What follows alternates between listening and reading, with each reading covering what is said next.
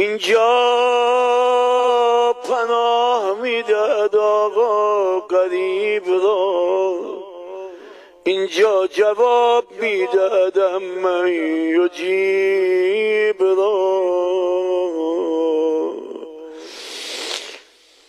با سویدای دلت با احوال خودت بگو یا امام رضا، اونا که ملتمس دعا شدن به آمدم بر در از زار و خسته، کن نظر بر من دل شکسته،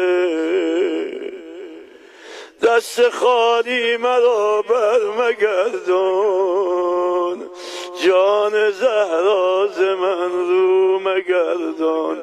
همه زمزمه کنید محضر امام رضا، سیدی سیدی ابن